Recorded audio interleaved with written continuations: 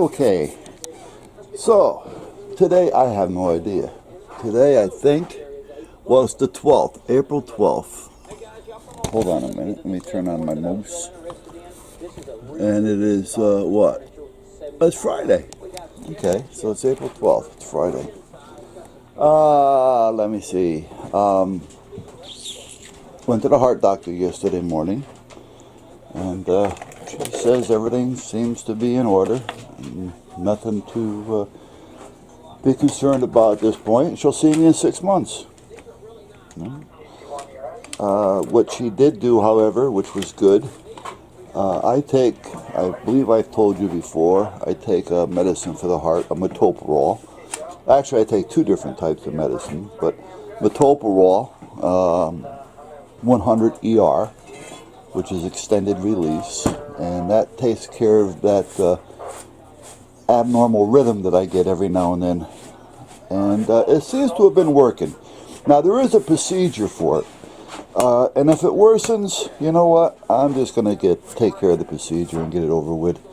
You know, there's like a 99% success rate that it'll work, and 2% that, you know, you're basically the way you are. And then there's also a small percentage, I forgot what they said the actual percentage was, of possibly needing a pacemaker. Well, I'm not crazy about that, so that might kind of set me back a little bit. But I want to know what the odds are, and I want to know more about it. And seeing that I'm awake when he goes up there, I'm sure that he'll be able to answer any questions that I may have. So, and if that's questionable, I can tell him just abort, abort, abort. So, but that takes care of that. Now, the metoprolol, here's the story, because you guys know that we're losing our normal medical benefits, and we are going to be shopping for medical at this point, which we have been for the last couple of days now. Well, the last couple of weeks, actually. And then the post office screws. Oh, I needed one of these for the wife's. Yeah, let me get one of these. Which is going to be the better one for her. Oh, they're all the same. Alright. The post office screws up on top of it all, which is normal. But because we're shopping for the medical, you know, we're going to end up with that, what do you call that? Medicare, Medicaid, whatever it is. You know, Part A and B. You know, and that costs you like $130 a month. A lot of you guys will probably know more about that than I do, because I am totally in the dark, to be honest with you, because I never had to worry about these things. So, I'm looking for a place to hang this. That's what, you know what, I'll put it there. But meanwhile, because all this runs out at the end of the month, that means my scripts are going to run out at the end of the month and everything else, which means I'd have to start paying for it until this new program kicks in that we're waiting to get. Because we can't assign ourselves, or we can't buy a supplement package until we get the AB from the government, or Medicare, Medicaid, whatever it is. So that's kind of putting a hold on us at this point, because, you know, we're thinking I'll probably take the supplement F. You know, that has a $20 copay and a $10 prescription pay, and, you know, you don't need a referral to see a specialist. Basically what we have now. So, you know, I figure, well, okay, well, let's go with what we have now, because we know what we have and we're happy with it, as long as our doctors take it, which they do. So that's a good thing. I'm looking for a place to put some of this stuff. I want to clean up in here a little bit. And so meanwhile, the metoprolol, they had given me, see, if you go to a drugstore, and I've said this before, you go to a drugstore, you call in, and the doctor calls in a 90-day supply, we'll say, for one a day at the drugstore. And you go there to pick it up, a 90-day supply, but they don't give you a 90-day supply. They give you a 30-day supply with a 2 refills of 30 days. And they charge you the same amount of money as if I was paying for the full 90 days, which in this case, that cost me $7, I think, for a 90-day supply. Or you go to the drugstore, $7 for a 30-day supply. And then every 30 days you got to go back again. Well, when I go back in 30 days, I'm not going to have the medical plan. So now it's going to be $200. You see where I'm going here? So when I seen Bonnie yesterday, the heart doctor, I said to her, listen, can you cancel the one that you put in already that I have one script out of that has 2 refills? Cancel that one and then put in one on the mail order side. You know, CVS Caremark or something they call it. Because if it goes to the mail order side, they mail it to me and they'll mail me a 90-day supply. Okay? So now I know that I have 90 days to get our other insurance in play, which it should be done by then, I'm hoping anyway. So that's how that works. So that's what she had done. So she took care of that, and she did that with another one of my meds as well. Actually, I'm trying it now. There's another med, I forgot what the hell it was for. It's for the heart. They gave me one type. It's some type of a statin, I think. But they gave me one type, and I got a headache from it. They gave me another type, I got a headache from it.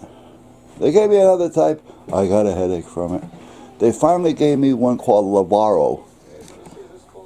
Never got a headache from it. However, it's an expensive drug.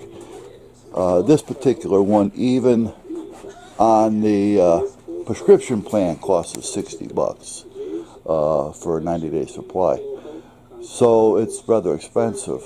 And the company that we're looking at with these new programs and these supplements that you can add all say that drug is going to cost me almost $80 a month, you know. So whoa, you know.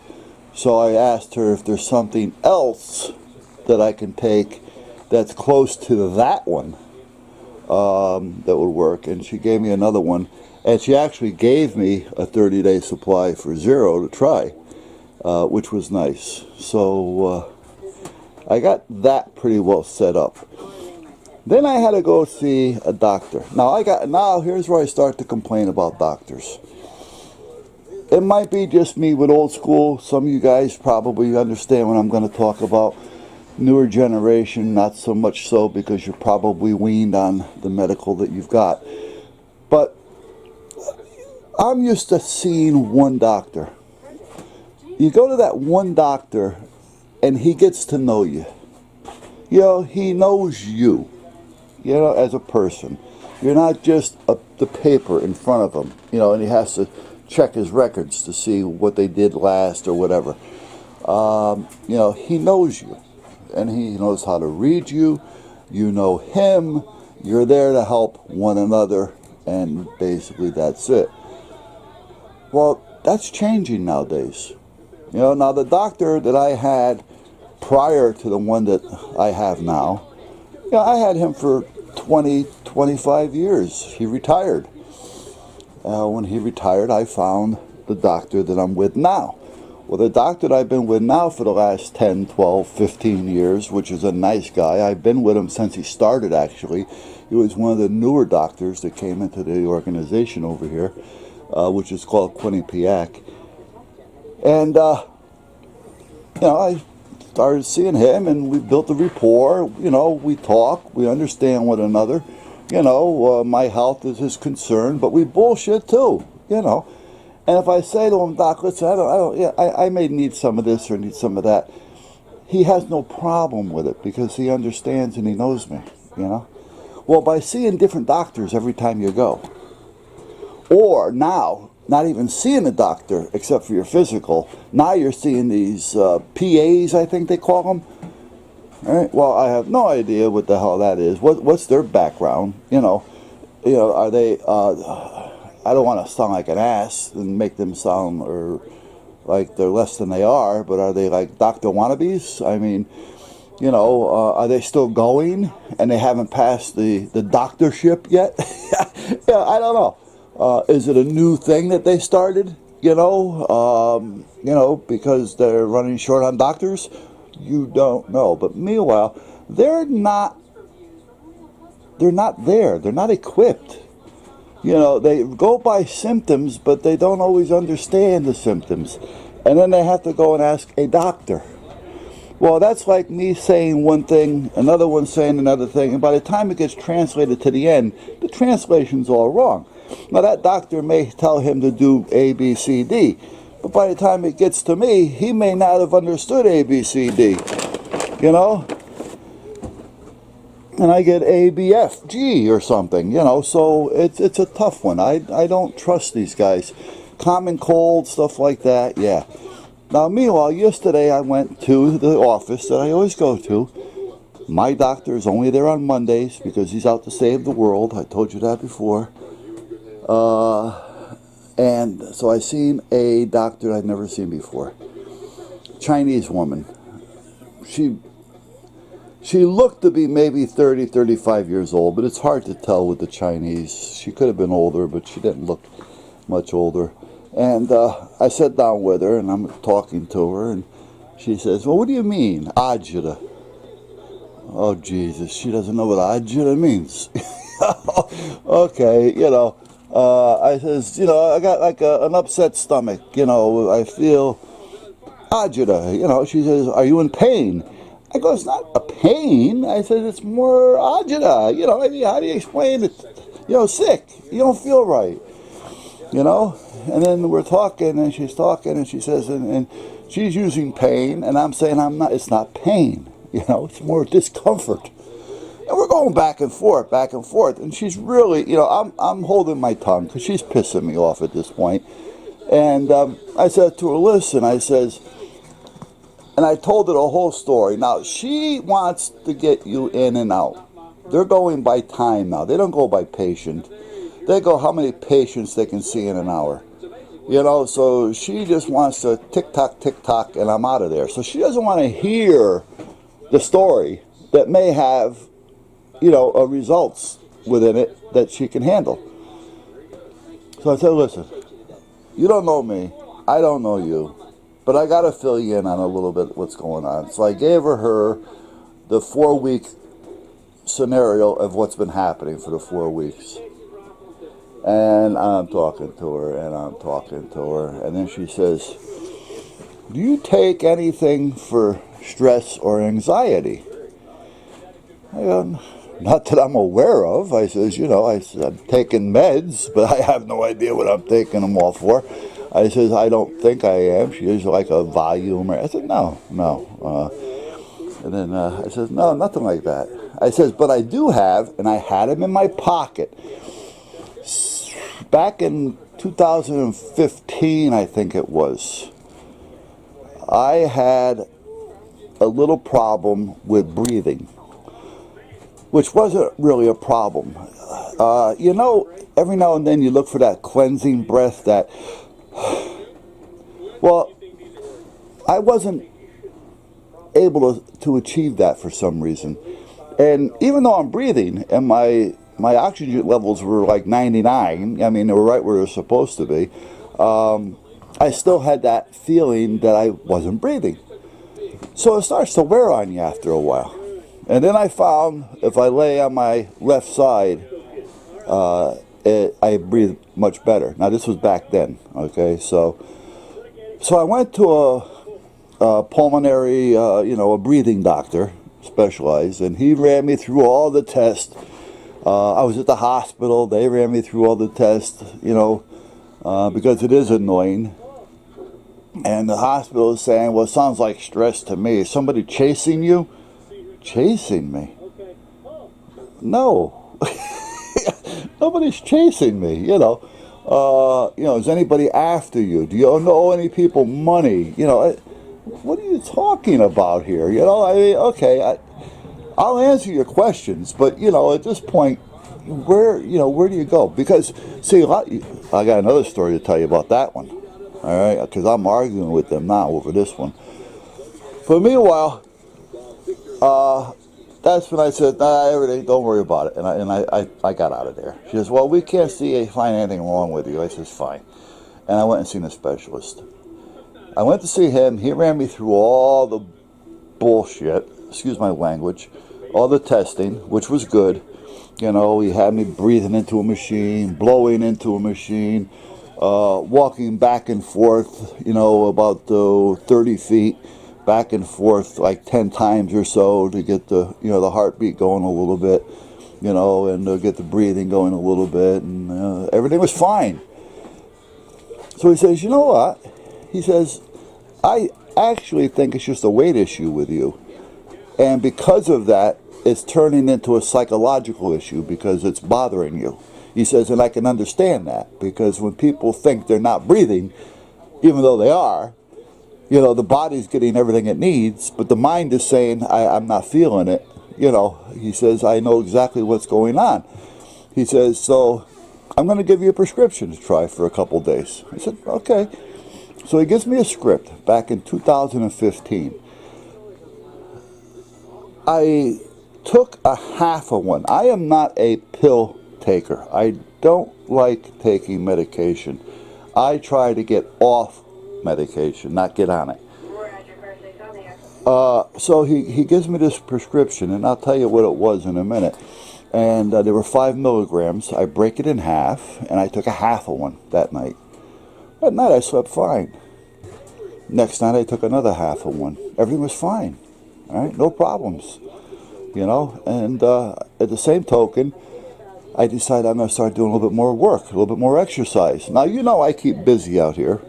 But in the wintertime, it's not active, so it's more whatever I do in here. I'm not splitting wood, I'm not moving cylinders, I'm not digging holes, and I'm not climbing trees, I'm more or less walking around in here. So I decided to get a little bit more active, as far as it goes through the course of the day. And I actually started feeling a lot better, so I stopped taking them. So he gave me a script of 30.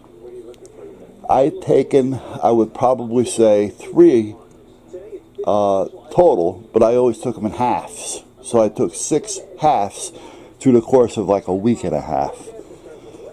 The other one's set in the bottle.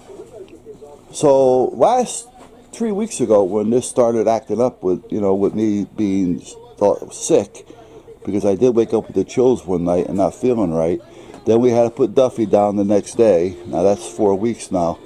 Then the wife wasn't feeling good, so I'm thinking, well, you know what, this has got to be, because she was talking about agita as well, so we're talking, it must be just a 24-hour bug that's lasting. And then she goes to work on Friday and gets fired, after 10 years, so now we got to worry about medical, and stuff like that, I don't want to sound like a jerk, and say money's not an issue, but, money's always an issue, but it's not an issue, if you know what I mean. My play money has been cut in half. But other than that, it's not a big deal. So I said, you know what? I am going to take a half of one of these pills. I took a half. I felt great. All right. I watched TV that night. No agita, no nothing. All right. So I'm thinking, okay. Now I also start thinking, because I'm going to confuse you guys here for a minute. My mom passed away at a very young age, as I was young at the time as well, of cancer. She died with cancer of the uterus. My dad, she was 46, I believe. I should know, but I don't remember. My dad, he died, hey Lance, from prostate cancer. And my dad never went to a doctor. So I think I've explained this to you once before. My dad would never go to a doctor. men don't go to doctors, you know, that type of thing. But what happened was, by him not going to a doctor, his prostate cancer spread to the bones and ended up with bone cancer. Well, about 4 days, 5 days after they realized that he had bone cancer, because I called up my doctor and I said to my doctor, listen, because I was in New York at the time, my dad is not feeling good, you know, and at that point, you know, I'd like you to see him. And I was working for the government in New York at the time, so I was up there 12, 14 hours a day, 7 days a week. So anyway, they sent an ambulance to pick him up, and 4 days later he was dead because the cancer had spread. You know, now I get a colonoscopy, you know, every 5 years. I had one in 2017, late part of 2017, so a little over a year. And everything's always showed up okay, so I've never had any problems there. But that's still in the back of your mind. You know what I mean? You know, you still have that in the back of your mind. So meanwhile, again, I went back to this pill. Well, the pill is called a Klonopin. And for those of you who know, you know what it is. You know, it's some type of a mood enhancer or something. You know, it's like a Valium or something like that. You know, and it relaxes you. You know, but that helped. So that leaves me reason to believe that it could be stress. And again, I've never experienced it because stress never played a part in my life. You know, all that I've been through in my life, you know, had never bothered me because it was just part of my life, if you know what I mean. So I had no idea, or do I really know, what stress feels like. And if this is it, I feel bad for you guys that they go through this, because it's a lousy feeling. So I go to the doctor and I'm talking to her and I pull out this script that's 2015 rather. And there's still some in the bottle. It's not like I'm sucking these down. I says, listen, I took a half of one of these and it seemed to have worked. She goes, well, what made you take a half of one of those? All right. I says, because I wanted to try it, because I had a problem 3 years ago. I says, and it worked, so I just wanted to try it, and it worked. She says, well, I can't give you those.